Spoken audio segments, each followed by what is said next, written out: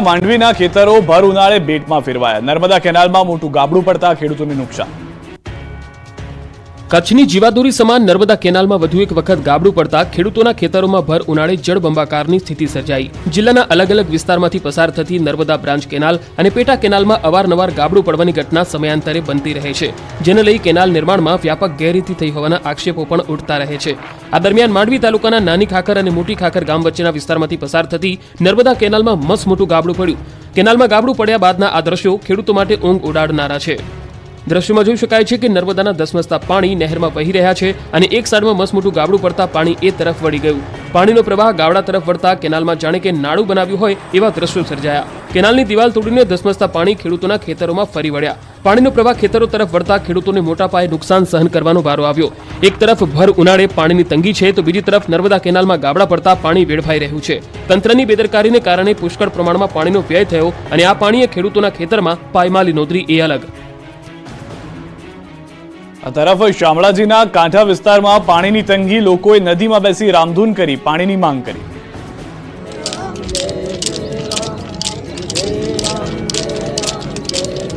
રામધૂન કરી રહેલા લોકો પાણીની સમસ્યાથી ત્રાહિમામ છે. કાજળ ગરમીમાં લોકો પાણી માંગવા મજબૂર બન્યા છે.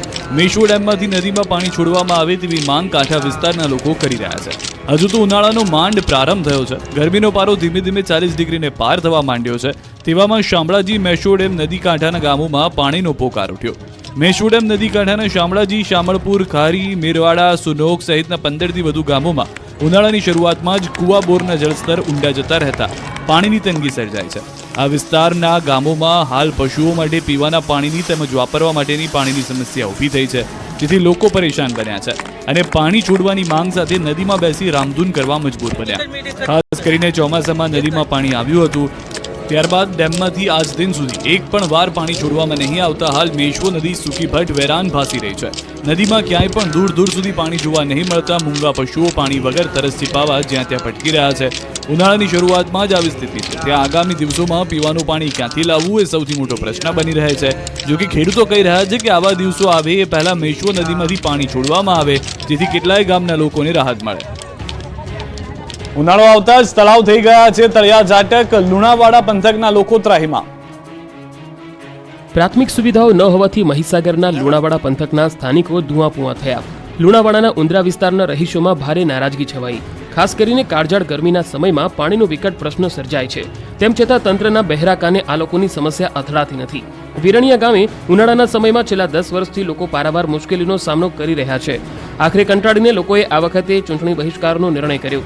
ચૂંટણી બહિષ્કાર કરી પ્રચાર અર્થે આવતા કોઈપણ પક્ષના ઉમેદવારો કે નેતાઓને ગામમાં નહીં ઘૂસવા દેવાની પણ ચીમકી ઉચ્ચારી. ઉંદરા ગ્રામ પંચાયતના વિરનિયા અને કરેણા ગામમાં મોટા મોટા તળાવો આવેલા છે, પરંતુ ઉનાળો આવતા જ આ તળાવો ખાલીખમ થઈ જાય છે. અંદાજિત 2000થી વધુ વસ્તી ધરાવતા ઉમરા ગામના દરેક ઘર પશુપાલન અને ખેતી પર નિર્ભર છે. ત્યારે ઉનાળાની શરૂઆતમાં જ આખું ગામ પાણી વગર વલખા મારી રહ્યું છે. છેલ્લા 10 વર્ષથી અહીંના લોકો આવી દારૂણ પરિસ્થિતિનો સામનો કરવા મજબૂર છે. ગામ લોકો દ્વારા અનેક વાર તળાવ ભરવા લેખિતમાં અને મૌખિકમાં રજૂઆત કરવામાં આવી, છતાં ઉંદરાના વિરણિયા અને કરેણાનું તળાવ ભરવામાં આવી રહ્યું નથી. જેથી રોષે ભરાયેલા ગ્રામજનોએ ચીમકી આપી કે સમસ્યાનું સમાધાન નહીં આવે તો ચૂંટણી બહિષ્કાર કરીશું. રાજ્યના મોટાભાગના વિસ્તારોમાં પાણીની પરેશાની છે, પરંતુ મોરબીવાસીઓને પાણીની ચિંતા નથી.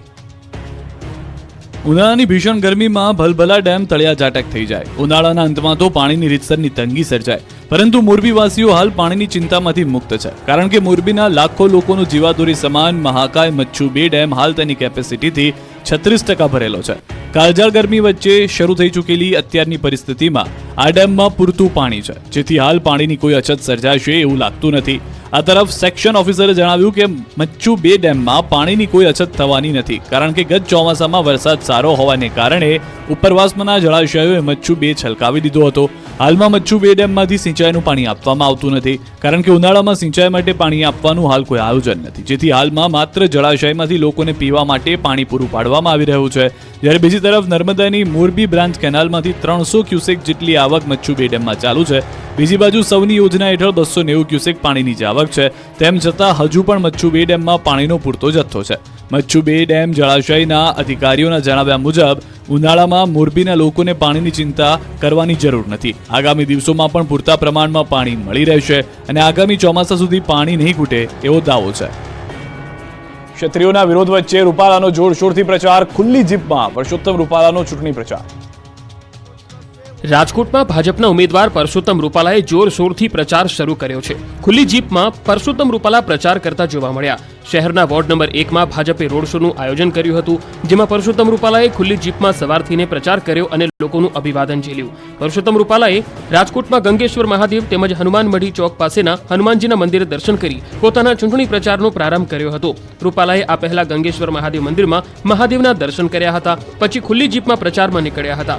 જીપમાં તેમની સાથે રાજ્યસભાના સાંસદ રામ મોકરિયા, ધારાસભ્ય દર્શિતાબેન શાહ, શહેર ભાજપ પ્રમુખ મુકેશ દોશી સહિતના આગેવાનો પણ સાથે હતા. શહેરના ગાંધીગ્રામ વિસ્તાર, ગૌતમનગર સહિતના વિસ્તારોમાં રૂપાલા પ્રચાર કરી રહ્યા છે. રૂપાલાએ 16 તારીખે રાજકોટ બેઠક પરથી ઉમેદવારી પત્રક ભરવાનું એલાન કર્યું છે. ચૂંટણી પહેલા ઉમેદવારોએ પ્રચારના ગિયર બદલ્યા છે. ઉમેદવારો હવે ગામડાઓ પણ ખૂંદી રહ્યા છે. પોરબંદર લોકસભાના ભાજપના ઉમેદવાર મનસુખ માંડવિયા જૂનાગઢ જિલ્લાના કેશોદના ગામડામાં પ્રચાર માટે પહોંચ્યા. ગ્રામજનોએ માંડવિયાનું જોરદાર સ્વાગત કર્યું. જૂનાગઢ જિલ્લાનું કેશોદ વિધાનસભા પોરબંદર લોકસભા હેઠળ આવે છે. મનસુખ માંડવિયા સાથે સાંસદ રમેશ ધડુક, કેશોદના ધારાસભ્ય તેમજ પૂર્વ મંત્રી દેવાભાઈ માલમ તેમજ મોટી સંખ્યામાં ગ્રામજનો જોડાયા હતા. પ્રચાર દરમિયાન ભાજપને સૌથી વધુ લીડ મળશે તેવો આશાવાદ વ્યક્ત કર્યો હતો. આ તરફ વલસાડ બેઠક પર ભાજપ કોંગ્રેસના ઉમેદવારોનો પ્રચાર ચાલી રહ્યો છે. બંને પક્ષો દ્વારા મતદારોને રીઝવવા માટેના અવનવા પ્રયાસો કરવામાં આવ્યા. પ્રચારની સાથે આ મતવિસ્તારના વિવિધ સામાજિક સંગઠનો પણ જે તે રાજકીય પક્ષોના સમર્થનમાં આવી રહ્યા છે. એવા સમયે આદિવાસી સેના નામના એક આદિવાસી સંગઠને વલસાડ બેઠક પર ભાજપને સમર્થન જાહેર કર્યું. આદિવાસી સેનાના રાષ્ટ્રીય પ્રમુખ ડોક્ટર પંકજ પટેલની આગેવાનીમાં સંગઠનના હોદ્દેદારની વલસાડમાં બેઠક મળી. બેઠકના અંતે સંગઠન દ્વારા આ વખતની ચૂંટણીમાં ભાજપના ઉમેદવાર ધવલ પટેલને સમર્થન જાહેર કર્યું. નવસારી જિલ્લામાં ભાજપે ચૂંટણીની તૈયારીઓ પૂરજોશમાં કરી. યુવા મતદાર સુધી પહોંચવા ભાજપ બૂથ લેવલે કામ કરી રહ્યું છે. યુવા મોરચાના પ્રદેશ અધ્યક્ષ ડોક્ટર પ્રશાંત કોરાટે નવસારી જિલ્લાની મુલાકાત લીધી અને વિસ્તારના યુવા મોરચાના કાર્યકર્તાઓ સાથે બેઠક કરી. ચૂંટણીમાં સૌથી વધુ મતદાન કરાવવા અને પાટીલને જંગી લીડથી જીત માટે રણનીતિ ઘડી. બનાસકાંઠા લોકસભા બેઠક પર ભાજપ ઉમેદવાર રેખાબેન ચૌધરી જોરશોરથી પ્રચાર કરી રહ્યા છે. ગામડાઓમાં રેખાબેનને લોકોનો સારો પ્રતિસાદ મળી રહ્યો છે. રેખાબેનની પ્રચાર યાત્રા જ્યારે વાવ તાલુકાના માળકા ગામમાં પહોંચી તો ગ્રામજનોએ અનોખો આવકાર આપ્યો. ભૂદેવોએ સંસ્કૃતમાં મંત્રોચ્ચાર કરી રેખાબેનને આશીર્વાદ આપ્યા. આ દરમિયાન મંત્રોચ્ચારથી વાતાવરણ ધાર્મિક અને ઉર્જામય બની ગયું. વડોદરાના ઇસ્કોન મંદિરમાં ચોરી થતા પોલીસ થઈ ગઈ દોડતી, ગર્ભગૃહમાંથી ઘૂસ્યા હતા ચોર. સંસ્કારી નગરી વડોદરાના ઇસ્કોન ટેમ્પલને તસ્કરોએ નિશાન બનાવ્યું. મોડી રાત્રે ગર્ભગૃહમાં ઘૂસી જઈ ભગવાનનો સોના ચાંદીનો શણગાર ઉતારી ગયા હોવાનો ચોંકાવનારો બનાવ બનતા પોલીસની ટીમો દોડતી થઈ હતી. એક તરફ ચૂંટણીની મોસમ ચાલી રહી છે, જેને લઈને પોલીસ દ્વારા આખી રાત ચેકિંગ હાથ ધરાતું હોવા છતાં તસ્કરોએ સરળતાથી ઇસ્કોન ટેમ્પલમાં ખાતર પાડતા ખળભળાટ મચી ગયો. ઘટના અંગેની જાણ થતાં જ મોડી રાત્રે પોલીસ કમિશનર, ડીસીપી ક્રાઇમ સહિતના અધિકારીઓ મંદિરે પહોંચ્યા હતા. ઉલ્લેખનીય છે કે તસ્કરો ઇસ્કોન મંદિરના ગર્ભગૃહનો દરવાજો તોડીને ગર્ભગૃહમાં ઘૂસ્યા હતા, જ્યાં તેમણે ચાંદીની ગાય, બાજોટ, સોનાની ચેન સહિત અન્ય ઘરેણાની ચોરી કરી હતી. હાલ પોલીસે સમગ્ર મામલે તપાસનો ધમધમાટ શરૂ કર્યો છે. નવસારી અને ભરૂચમાં ચોરીની ઘટના, બંધ મકાનને તસ્કરોએ નિશાન બનાવ્યું. નવસારીમાં તસ્કરો પોલીસને જાણે કે ખુલ્લો પડકાર આપી રહ્યા હોય એવો ઘાટ ઘડાયો. છાપરા રોડ પર સ્થિત સિલ્વર પાલ્મ સોસાયટીમાં તસ્કરો ત્રાટક્યા હતા. 3 બિલ્ડિંગમાં 6 ફ્લેટમાં ચોરીની ઘટના બની. એક સાથે 3 બંધ મકાનના તાળા તોડી તસ્કરો 2,81,000થી વધુની મત્તાની ચોરી કરી પલાયન થઈ ગયા. જ્યારે અન્ય 3 મકાનોમાં ચોરીનો પ્રયાસ કરાયો. ચોરીની ઘટનાના સીસીટીવી પણ સામે આવ્યા. એક સાથે 6 ફ્લેટમાં ચોરીની ઘટનાથી પોલીસે તાબડતોબ તપાસ હાથ ધરી. આ તરફ ભરૂચના અંકલેશ્વરમાં થોડે દિવસે ચોરીની ઘટના બની. બિલ્ડરની ઓફિસમાં થયેલી ચોરીની ઘટના સીસીટીવી કેમેરામાં કેદ થઈ. ઓરેન્જ રેસિડેન્સી ખાતે ઈસમો બાઇક પર આવ્યા હતા. એ દરમિયાન 79,000ની ચોરીને અંજામ આપ્યો. બિલ્ડરની ઓફિસમાં ચોરી કરીને નીકળતો તસ્કર સીસીટીવીમાં કેદ થયો. પોલીસે સીસીટીવી ફૂટેજના આધારે તપાસ હાથ ધરી. પંચમહાલના હાલોલમાં 2 ટ્રક ગટર યોજનાના ખાડામાં ખાબકી. આ તરફ ગીર સોમનાથમાં ટ્રેન અને બસ વચ્ચે અકસ્માત. હાલોલ નગરપાલિકાની બેદરકારીનો ભોગ નગરજનો બની રહ્યા છે. છેલ્લા કેટલાક સમયથી અહીં ચાલી રહેલ ભૂગર્ભ ગટર યોજનાનું કામ માથાના દુખાવા સમાન બન્યું છે. અહીં 2 ટ્રકો ફસાઈ જતા ભાગદોડ મચી ગઈ. ગટર યોજના માટે ખોદાયેલા આ ખાડામાં વાહનો ફસાવાની ઘટનાનો સિલસિલો યથાવત છે. ઉલ્લેખનીય છે કે કોન્ટ્રાક્ટર દ્વારા ગટર યોજના માટે જે ખાડા ખોદવામાં આવ્યા તેમાં યોગ્ય રીતે પુરાણ ન થતા ખાડામાં વાહનો ફસાઈ રહ્યા છે. આજે ફરી એકવાર બસ સ્ટેશન સામે આવેલ મંગળવારે વિસ્તારમાં 2 ટ્રકો ફસાઈ જતા ક્રેન બોલાવવાની ફરજ પડી. વાહન ચાલકો અને નગરજનોએ કોન્ટ્રાક્ટર સામે રોષ વ્યક્ત કર્યો હતો. ગીર સોમનાથના ગીર ગઢડામાં ટ્રેન અને ખાનગી બસ વચ્ચે ગંભીર અકસ્માત સર્જાતા અફરાતફરી મચી ગઈ. ટ્રેન પસાર થવાના સમયે બસ નીકળતા બંને વાહનો વચ્ચે અકસ્માત થયો. દ્રશ્યમાં જોઈ શકાય છે કે ટ્રેનની ટક્કરથી બસ પલટી મારી ગઈ. રેલવે ક્રોસિંગમાં ફાટક ન હોવાના કારણે અકસ્માત સર્જાયો હોવાની ચર્ચા છે. ઘોગંબા રોડ પરનું બોર્ડ વાંચીને વાહન ચાલકો ચોંક્યા. કાંટુ ઘોગંબા મુખ્ય માર્ગ ઉપર જોવા મળ્યું વિચિત્ર પાટિયું. જાહેર રોડ પર તમે ચેતવણી બોર્ડ વાંચ્યા હશે કે ગતિ મર્યાદામાં રહો, સલામત રહો, પરંતુ પંચમહાલના જાહેર રોડ પર એવા ચેતવણી બોર્ડ લાગ્યા છે જે વાંચી વાહન ચાલકો મૂંઝાઈ રહ્યા છે. વાહન ચાલકો મૂંઝાઈ રહ્યા છે કે આ ચેતવણી આપે છે કે અકસ્માતને આમંત્રણ. કાંટુ ઘોગંબા મુખ્ય માર્ગ પર વળાંકમાં જ ગતિમાં રહો, સલામત રહોના લખાણવાળા બોર્ડ લાગતા વાહન ચાલકો માથું ખંજવાળવા લાગ્યા. માર્ગ પર વાહન ચાલકોની સલામતી માટે મૂકવામાં આવતા સૂચક સાઇનબોર્ડમાં ગંભીર બેદરકારી જોવા મળી રહી છે. ઘોગંબા કાંટુ મુખ્ય માર્ગના જવાબદાર માર્ગ મકાન વિભાગના અધિકારીઓ આ બાબતથી અજાણ કે બોર્ડ લાગ્યા બાદ સુપરવિઝન જ નથી કરાયું તે પણ એક સવાલ છે. જો આ સૂચક સાઇનબોર્ડ મુજબ માની વાહન ચાલકો ગતિ મર્યાદાને ન અનુસરે તો યુટર્ન જેવા વળાંકમાં જરૂર અકસ્માતનો ભોગ બને. ભૂલ કદાચ એક સાઇનબોર્ડમાં હોય પણ બે વળાંકમાં એક જ સ્થિતિ દેખાય તો એને બેદરકારી જ કહી શકાય.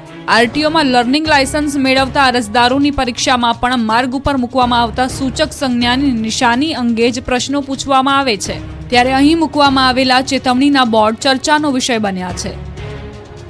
સાયલેન્સર મોડિફાઈ કરાવતા ચાલકો સાવધાન. પોલીસે બુલેટ ચાલકો સામે કાર્યવાહી શરૂ કરી.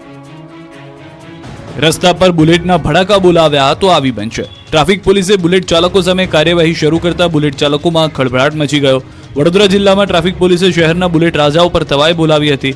બુલેટના સાયલેન્સરને મોડિફાઈ કરી ધ્વનિ પ્રદૂષણ ફેલાવતા બુલેટ રાજાઓની શાન ઠેકાણે લાવવા પોલીસે વડોદરા શહેરમાં વિશેષ અભિયાન હાથ ધર્યું. આ અભિયાન અંતર્ગત શહેર ટ્રાફિક પોલીસે જાહેર રસ્તા ઉપર ઊભા રહી અને ધ્વનિ પ્રદૂષણ કરતા બુલેટ ચાલકોને રોકી અને બુલેટ જપ્ત કર્યા. મહત્વનું છે કે છેલ્લા કેટલાક સમયથી યુવા વર્ગમાં બુલેટનો ક્રેઝ વધી રહ્યો છે અને બુલેટ મોડિફાઈ કરી તેના સાયલેન્સરને પણ મોડિફાઈ કરી અને જાહેર રસ્તા પર પૂર ઝડપે બુલેટ ચલાવી અને લોકોનું ધ્યાન આકર્ષિત કરવાનું એક મોટું ચલણ ચાલી રહ્યું છે. કેટલાક યુવાનો બુલેટમાંથી રસ્તા પર ભડાકા બોલાવતા નીકળતા હોય છે, ત્યારે આવા લોકોની શાન ઠેકાણે લાવવા માટે પોલીસ દ્વારા ઝુંબેશ ઉપાડવામાં આવી છે. ભેદી ધડાકા થતા લોકો ઘર બહાર દોડી આવ્યા. રાજકોટના સાપર વેરાવળમાં ભેદી ધડાકા થયાનો સ્થાનિકોનો દાવો. રાજકોટના શાપર વેરાવળમાં ભેદી ધડાકા થયાની ઘટના બની હોવાનો સ્થાનિકો દ્વારા દાવો કરવામાં આવી રહ્યો છે. ગ્રામ્ય વિસ્તારોમાં અચાનક ભેદી ધડાકા સંભળાતા લોકોમાં ભયનો માહોલ ફેલાયો હતો. દિવસમાં સતત 3 વખત આ ઘટના બની હોવાથી નગરજનો ઘરની બહાર દોડી આવ્યા હતા. ભેદી ધડાકાની ઘટના કયા કારણોસર બની તે હજુ સ્પષ્ટ રીતે જાણી શકાયું નથી. જોકે આ ઘટનાના સીસીટીવી સામે આવ્યા છે, જેમાં જોઈ શકાય છે કે ધડાકો થતાં જ સીસીટીવી ધ્રુજ્યા હતા. સ્થાનિકોના જણાવ્યા પ્રમાણે થોડા દિવસ પહેલા પણ આ પ્રકારે ભેદી ધડાકા સંભળાયા હતા. ઓનલાઈન ગેમર્સ સાથે પ્રધાનમંત્રી મોદીએ સંવાદ કર્યો. પીએમ મોદીએ ગુજરાતના ગેમર્સને પૂછ્યો સવાલ કે બધા જ હસવા લાગ્યા. દેશના ધુરંધર 7 ઓનલાઈન ગેમર્સ સાથે પીએમ મોદીએ સંવાદ કર્યો. આ 7 ઓનલાઈન ગેમર્સમાં ગુજરાતના કચ્છના ભુજના રહેવાસી તીર્થ મહેતા પણ જોડાયા હતા. માઇક્રોસોફ્ટના સ્થાપક બિલ ગેટ્સ સાથેની રસપ્રદ મુલાકાત બાદ પીએમ મોદી દેશના 7 ઓનલાઈન ગેમર્સને મળ્યા. આ દરમિયાન તેમણે રસપ્રદ વાતો કરી. પીએમ મોદીએ હળવાશમાં પૂછ્યું, ભુજમાં આ રોગ ક્યાંથી આવ્યો? તેના પ્રશ્ન પર તમામ યુવા ઓનલાઈન ગેમર્સ હસી પડ્યા. પીએમ મોદીએ તેમને સસ્તા ઇન્ટરનેટની ઉપલબ્ધતા વિશે પૂછ્યું. પીએમ મોદીને જ્યારે ખબર પડી કે તે યુવાન ભુજનો છે, ત્યારે તેમણે હળવાશમાં પૂછ્યું કે આ બીમારી ભુજમાં ક્યાંથી આવી ગઈ, જેના જવાબમાં યુવાને પીએમને જણાવ્યું કે આ બીમારી તો આખા દેશમાં ફેલાયેલી છે.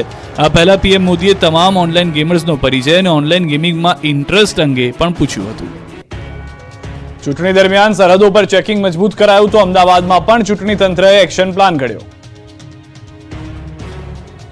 ચૂંટણી સમયે આંતરરાજ્ય સરહદો પર તકેદારી વધારાઈ છે. ખાસ કરીને દારૂ અને બિનહિસાબી રોકડ અને ગેરકાયદે ચીજોની હેરાફેરી પર નજર રખાઈ રહી છે. મહારાષ્ટ્રને અડીને આવેલા નર્મદા જિલ્લાની સરહદો પર પણ તકેદારી વધારાઈ છે. જિલ્લાની 5 ચેકપોસ્ટ ઊભી કરાઈ છે. એટલું જ નહીં, મહારાષ્ટ્ર અને ગુજરાતની બોર્ડરો અલગ અલગ બનાવવામાં આવી છે અને આંતરરાજ્ય સરહદ પર સઘન ચેકિંગ શરૂ કરાયું છે. હાલ 200 થી વધુ જવાનો ચેકિંગમાં જોડાયા છે.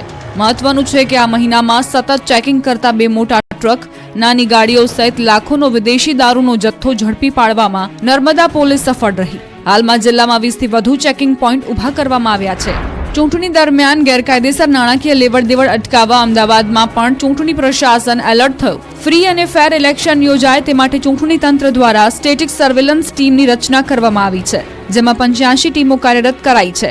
આ ટીમમાં એક એક્ઝિક્યુટિવ મેજિસ્ટ્રેટ, વિડીયોગ્રાફર અને પોલીસ કર્મચારી હશે. આ ટીમ લોકસભા બોર્ડર, વિધાનસભા બોર્ડર પર વ્હીકલનું ચેકિંગ હાથ ધરશે. ઉપરાંત ગેરકાનૂની પ્રવૃત્તિ પર રોક લગાવાશે અને ગત ચૂંટણીમાં જ્યાં આવી પ્રવૃત્તિ પકડાઈ હશે ત્યાં